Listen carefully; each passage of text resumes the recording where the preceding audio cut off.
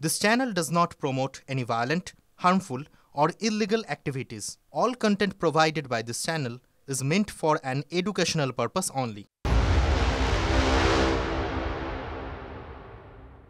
আমাকে দয়া করে এখান থেকে ট্রান্সফার করে দিন, যেখানে দেবেন নিয়ে নেবো। আমি আর পাচ্ছি না, এখানে আমি মেন্টালি ভেঙে গেছি। আমি আপনার সামনে বলছি পাচ্ছি না, আমি মেন্টালি একদম হয়ে গেছি। আমি আর পাচ্ছি না, আমাকে প্লিজ আপনারা করুন, আপনারা যা করে করুন, আমি মুক্তি চাইছি এখান থেকে, আর নাহলে চাকরিটা ছেড়ে দেবো। টিভি9 বাংলায় স্বাগত। হটস্পট নিয়ে আপনাদের সঙ্গে রয়েছে আমি শর্মিষ্ঠা। শুরুতে যে কান্নাটা শুনলেন না, এটা কোনো অশিক্ষক কর্মী নয়, এটা একজন প্রিন্সিপাল। তিনি হাত জোর করে কাঁদছেন। তিনি বলছেন তাকে ছেড়ে দেওয়া হোক। কেন কাঁদছেন? আর এটা কি একজন অধ্যক্ষের কান্না, না এরকম রাজ্যের বিভিন্ন প্রান্তের অধ্যক্ষরা মুখ ফুটে কিছু বলতে পারছেন না? সেই খবর, সেই পরিস্থিতি আপনাদের সামনে তুলে ধরবো। তবে আজকে হটস্পটে কোন কোন ইস্যুগুলো রয়েছে সেই তিনটে ইস্যুর সঙ্গে আপনাদের পরিচয় করে দিই। সবার প্রথমেই যে প্রফেসরের কান্না শুনলেন চাপড়ায়, কুচো নেতার দাদাগিরি, তাই মুক্তি চাইছেন অধ্যক্ষ। আর কুচো নেতার দাদাগিরি শুনে যখন কাঁদছেন অধ্যক্ষ, তখন সেখানকার বিধায়ক কি বলছে জানেন? বলবো, খুব মিল পাবেন মানস ভূঁইয়ার ওই বক্তব্যের সঙ্গে। দ্বিতীয় বিষয়, ইউনিয়নে তালা। ইউনিয়নে তো তালা থাকারই কথা, কারণ নির্বাচন তো হচ্ছে না, কিন্তু সেই তালা খুলে সেখানে দাদাগিরি কারা করছে কলেজগুলোতে।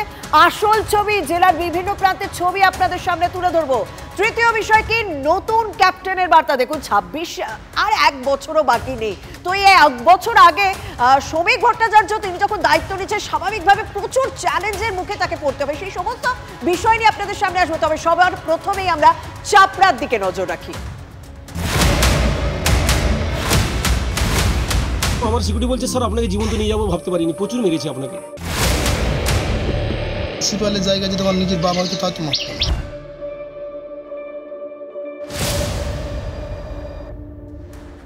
শুরুতেই যে ভদ্রলোককে কাঁদতে দেখছেন, ওই যে রুমাল দিয়ে চোখ মুছতে দেখছেন, উনি একজন অধ্যক্ষ।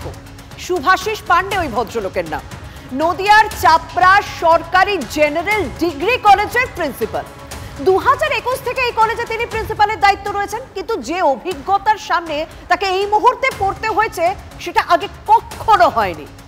সরকারি কাজ করছিলেন সরকারি জমিতে, এক মাতব্বর এলেন বাইকে চড়ে। প্রশ্ন তুললেন, কার অনুমতিতে কাজ হচ্ছে? স্বভাবতই প্রিন্সিপাল সাহেব তিনি তো পাত্তা দেবেন না, দেবার কথাও নয়, কারণ ব্যক্তিগত সম্পত্তিতে তো তিনি কাজ করছেন না, সরকারি কাজ করছেন সরকারি সম্পত্তিতে। কিন্তু স্থানীয় কুচো নেতার পারমিশন ছাড়া তো সেখানকার পাতাও নড়ে না। তাই প্রিন্সিপালকে বেধড়ক মারধর শুরু করলেন ওই স্থানীয় কুচো নেতা। নিরাপত্তারক্ষী কোনো রকমে অধ্যক্ষকে সরিয়ে নিয়ে এলেন। তারপর স্বাভাবিকভাবে এই ঘটনা যদি হঠাৎ করে আপনার সঙ্গে বা আমার সামনে হয়, আমরা হয়তো এই কাজটাই করব, ক্যামেরার সামনে হাত জোড় করে। সরকারি কলেজের একজন প্রিন্সিপাল কি বলছেন শুনুন, মন দিয়ে শুনুন, লজ্জা পাওয়ার কথা আমাদের প্রত্যেকের, শুনুন। আমাকে দয়া করে এখান থেকে ট্রান্সফার করে দিন, যেখানে দেবেন নিয়ে নেবো। আমি আর পাচ্ছি না, এখানে আমি মেন্টালি ভেঙে গেছি। আমি আপনার সামনে বলছি পাচ্ছি না, আমি মেন্টালি একদম হয়ে গেছি। আমি আর পাচ্ছি না, আমাকে প্লিজ আপনারা করুন, আপনারা যা করে করুন, আমি মুক্তি চাইছি এখান থেকে, আর নাহলে চাকরিটা ছেড়ে দেবো। এইসব কুচো নেতার দাপাদাপি তো প্রথম নয়, কসবার ঘটনা আপনাদের দেখিয়েছি। রাজ্যের শাসক দলকে তুমুল চাপের মধ্যে পড়তে হচ্ছে, কিন্তু এই কুচো নেতারা কি সাবধান হচ্ছে না? তারা তাদের কাজ করে যাচ্ছে বেপরোয়া। কারণ অবশ্যই আছে, কারণ তার ভাই স্থানীয় হাটখোলা গ্রাম পঞ্চায়েতের সদস্য। ভাবুন, স্থানীয় গ্রাম পঞ্চায়েতের সদস্যের দাদার এরকম দাদাগিরি, এলাকায় তাদের দাপট চলে। তাই সরকারি জমিতে সরকারি কাজও করতে হবে ওই কুচো নেতাদের অনুমতি নিয়ে। এখন যদিও ক্ষমা চাওয়ার নাটক করছে, স্বাভাবিকভাবে মিডিয়া এসে গেছে না। কি বলছেন শুনুন, যেটা শুনে আপনাদের গা রিরি করবে, শুনুন। কেন মারধর করলেন? কেন? মেমোরি হ্যাং হয়ে গিয়েছিল। এবার স্যারের মতো ভালো মানুষ এবার এখানে নেই, আমিও স্যারকে চিনতাম না। আমি নিজে তো সেন্স নেই, প্রিন্সিপালের জায়গা যদি আমার নিজের বাবা হতো, তাই তো মারতাম। তাই নিজে তো সেন্স নেই আমার। মানে ফোন কম্পিউটার হ্যাং হয় শুনেছি, তা বলে মেমোরি হ্যাং হয়ে গেছে? নিজের বাবাকেও নাকি মারতেন? হ্যাঁ, করতেই পারে, যা গুণধর কর্মী। তবে গুণধর বলবো কিনা সেটাও কিন্তু আমাকে ভাবতে হচ্ছে, কারণ এই গোটা ঘটনা যখন আমরা স্থানীয় বিধায়কের কাছে ব্যাখ্যা করলাম, রুকবানুর রহমান, তিনি কি বলছেন জানেন? ওই যে মানস ভূঁইয়া যেটা বলেছিলেন, এটা তো ছোট ঘটনা, শুনুন। খুবই ছোট ঘটনা এটা, খুবই ছোট ঘটনা এটা, খুবই ছোট ঘটনা এটা। যার কথা বলছেন সে একজন আমাদের হয়তো সমর্থক হতে পারে, কিন্তু আমাদের কোনো দলের কর্মী নয়। মানে ছোট ঘটনা, এক প্রিন্সিপালকে তার দলের কর্মী রাস্তায় ফেলে পেটাবেন, এটা ছোট ঘটনা। প্রিন্সিপাল তিনি এতদিন পড়াশোনা করে এতগুলোকে স্টুডেন্ট পড়িয়েছেন, তার মান সম্মান খোয়া যাবে মাঝ রাস্তার মধ্যে, সেটা ছোট ঘটনা? আমার প্রশ্ন একটাই, বড় ঘটনা তাহলে এই রুকবানুর রহমানের কাছে কোনটা? আর কি কি হলে প্রশাসনের টনক নড়বে বলুন তো? কারণ প্রিন্সিপাল শুভাশিস পুলিশে অভিযোগ জানিয়েছেন, কিন্তু ওই যে যেটা সব জায়গায় হয়, মানে বড় কোনো ঘটনা না ঘটা পর্যন্ত যেটা হয়, পুলিশ অভিযুক্তের ধারে কাছে পর্যন্ত যায় না। অর্থাৎ বুঝতেই পাচ্ছেন যে যেখানে পারছে দাদাগিরি করে যাচ্ছে, কিন্তু এই দাদাগিরি চাষ যেখানে হয়, এবার নজর আমাদের সেদিকে। অলরেডি তালা দিয়ে ফেলেছি 9টা ক্যাম্পাসের ইউনিয়ন রুমে। অবৈধ ক্যাম্পাসগুলো, অবৈধ ইউনিয়ন রুমগুলো হচ্ছে মদ, গাঁজা, ধর্ষণ, তৃণমূলের নেতাদের তোলাবাজি করবার জায়গা। এই ইউনিয়ন রুম বন্ধ রেখে কিন্তু এই সমস্যার সমাধান হবে না।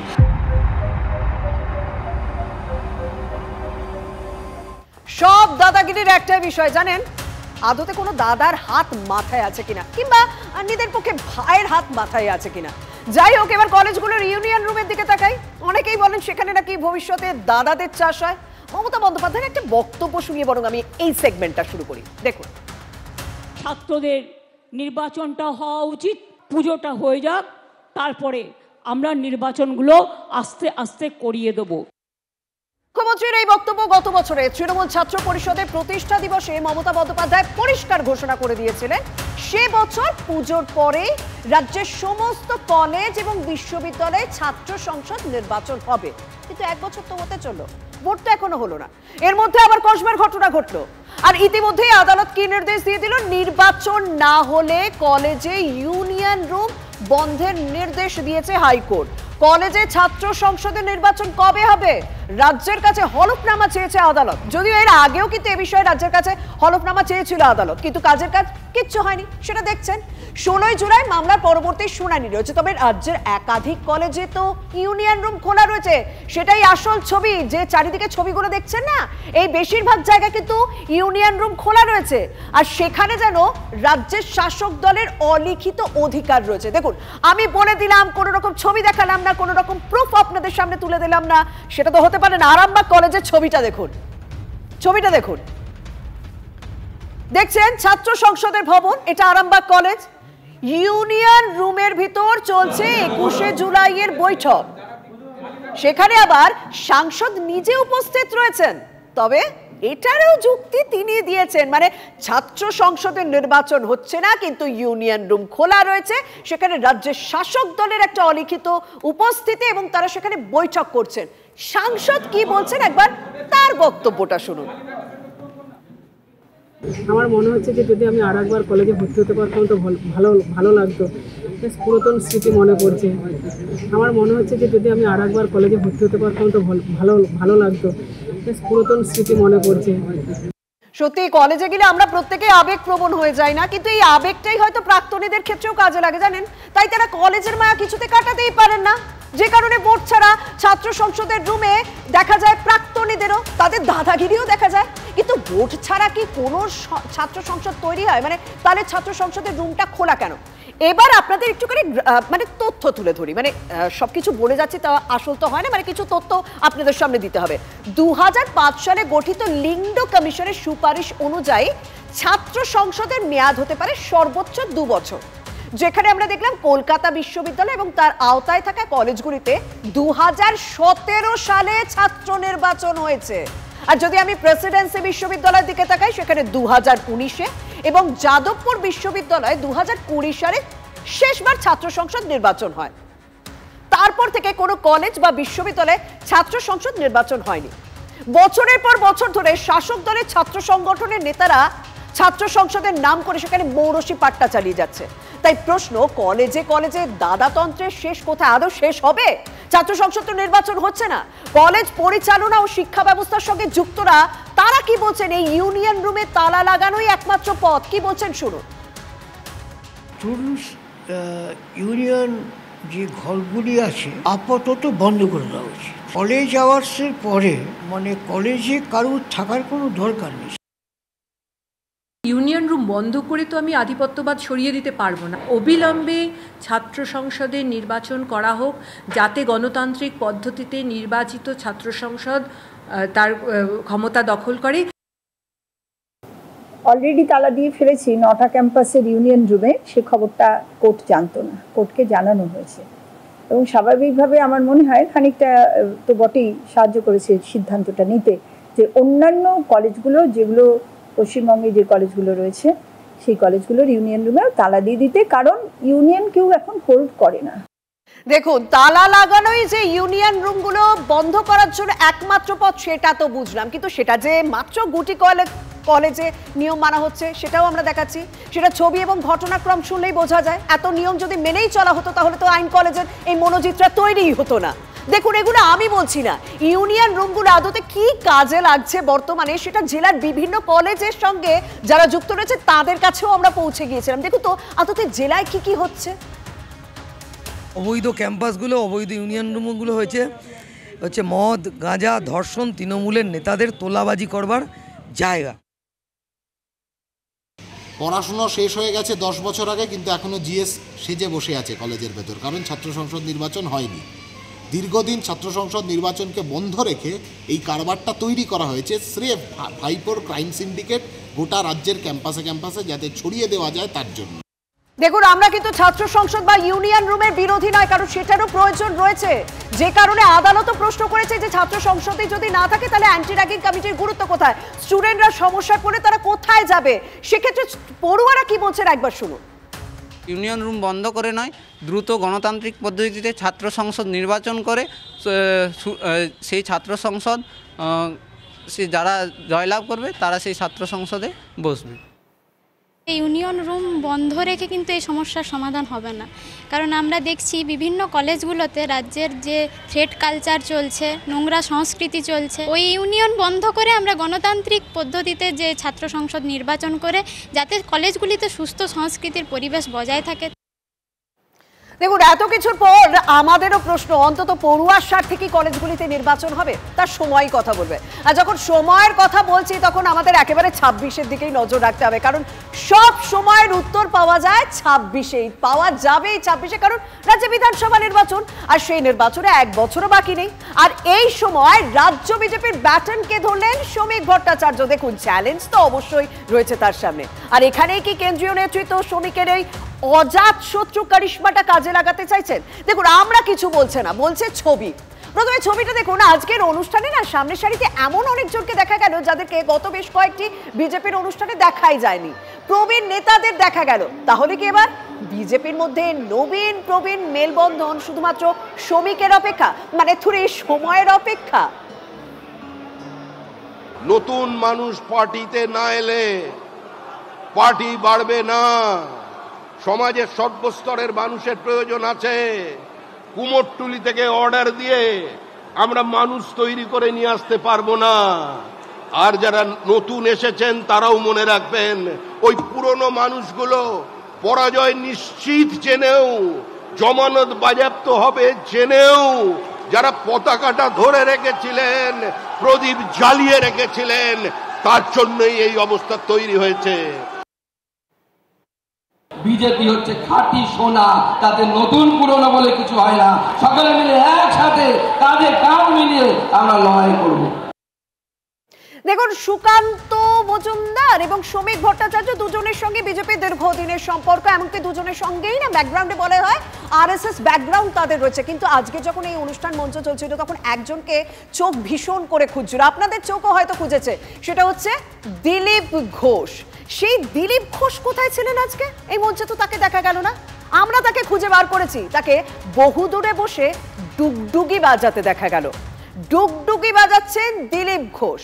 তবে শ্রমিককে কিন্তু শুভেচ্ছা জানাতে বলেননি তিনি। কি বলেছেন দিলীপ ঘোষ শুনুন।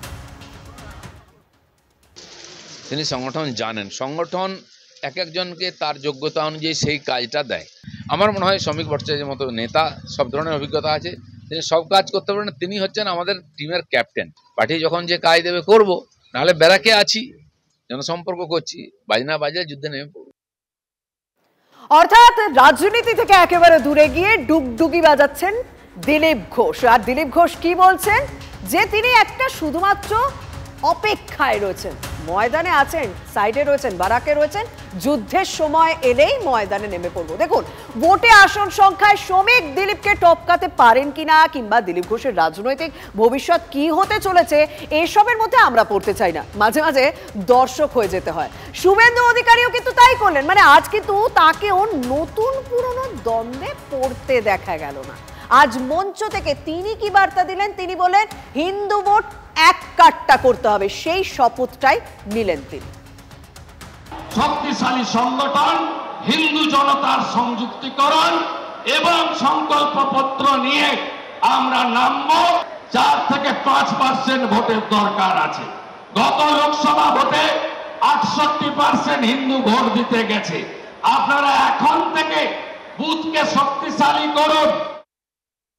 শুভেন্দু অধিকারী তিনি বলছেন হিন্দু ভোট এক কাট্টা করতে হবে। শ্রমিক ভট্টাচার্য তিনি বলছেন যে হিন্দু মুসলিম প্রত্যেকে একসঙ্গে নিয়ে চলতে হবে, অন্যদিকে নবীন প্রবীণ সবাইকে একসঙ্গে নিয়ে চলতে হবে, সবারই লক্ষ্য 26-এর বিধানসভা। কিন্তু তৃণমূলের কাছে কি কোথাও একটা গোষ্ঠী কোন্দলটা অস্বস্তির কারণ হয়ে দাঁড়াচ্ছে?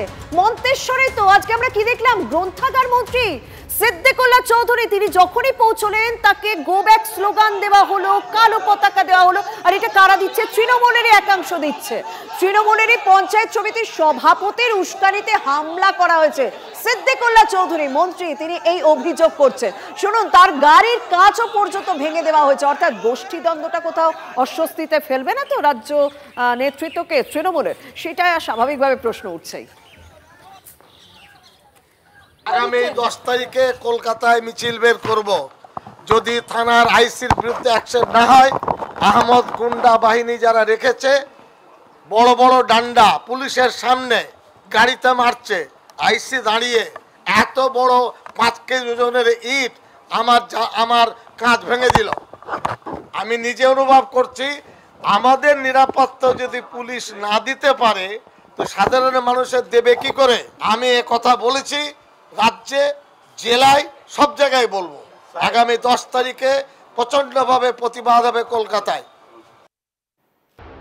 দেখুন, আপনাদের আগে অনেকবার দেখিয়েছি যে রাজ্যের বাইরে বাংলায় কথা বলার জন্য অনেককে বাংলাদেশে পুশব্যাক করা হয়েছে। মহারাষ্ট্রে ঘটনা ঘটেছে, তারপর তাদেরকে ফিরিয়েও আনার চেষ্টা করা হয়েছে বিএসএফ এর সঙ্গে আলোচনা করে।